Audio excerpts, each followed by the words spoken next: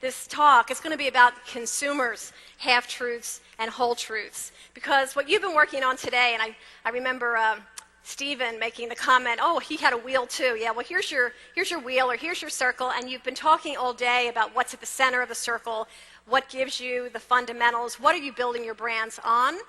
And yes, at the center of the circle should be the consumer, but more than that, I believe and propose is that the whole truth better be at the center of the circle.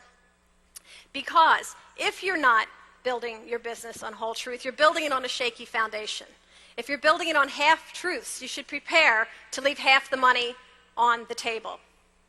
Because half-truths, if you're buying them, lead to so-so insights, okay innovations, and routine retail experiences, to the point that you might want to be sure you stop throwing good money after bad insights, or be prepared to be shortchanged at the store. Now, you might be saying, hey, wait a minute. You know, we're P&G. We never tell half-truths. Ever gone to a meeting just for the lunch? Anybody here?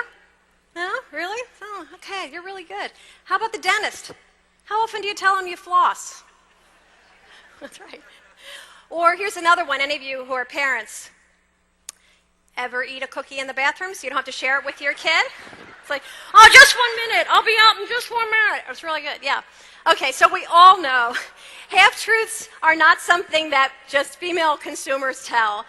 They're something that we all understand.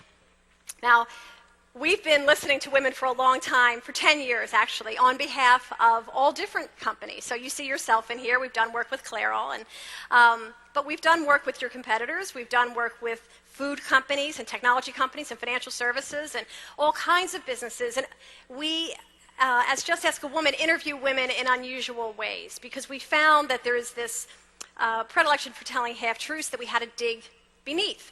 So we get a whole lot more personal. I'm going to be sharing you some tape so you'll get a feel for it, because we had to dig down to not the half-truth, but to the whole truth underneath. And to get there, we use what we call emotional forensics. It's kind of getting to those emotional triggers that are buried deep down inside. Let's move on to what this book is about, what she's not telling you. And we're going to dissect, actually, the ways and the reasons why women tell half-truths and how you can keep from being sabotaged and undermined by those half-truths. Now, first of all, what is a half-truth? A half-truth is what she's willing to admit. It's a reflex answer. It's that kind of first, easy, appealing, just good enough answer she can get away with.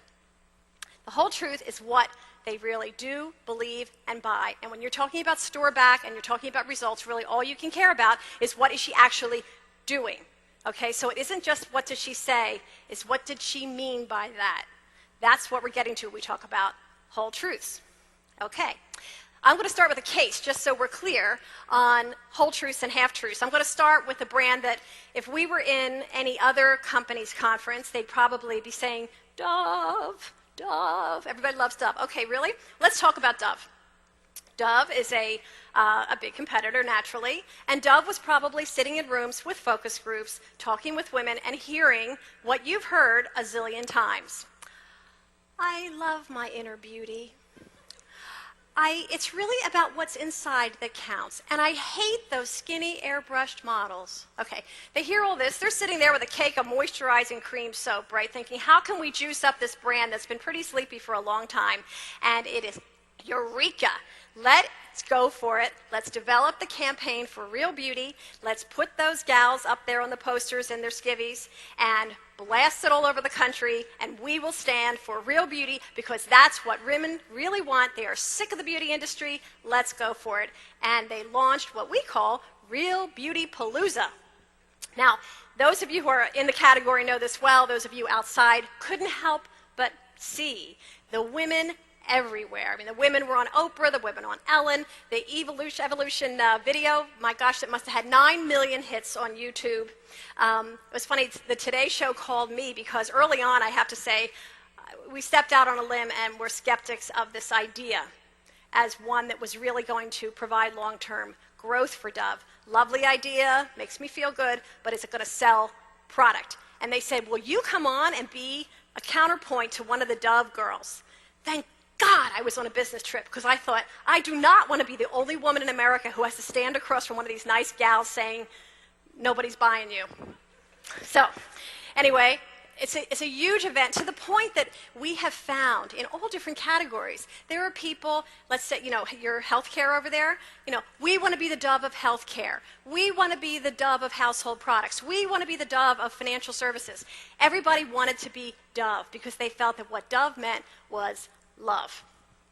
But if you look at what really happened, goodwill went up, sure, but sales went down. Because the whole truth is women buy beauty products to look better. Let's face it, we do not wake up and say, gee, I'm so glad I just look like myself today. No, we don't say that. No, see, we want to look better. And you know what? If we're going to spend money, we really want to look better. And we will spend more money for products that deliver cutting-edge benefits. And really, women saw through the ruse. Because the fact is, what they were saying is, if I look great the way I am, why do I need you? Right? So the net of it, as lovely and wonderful and beloved as it is, the Dove campaign is in many ways become the most expensive public service announcement for health, self-esteem.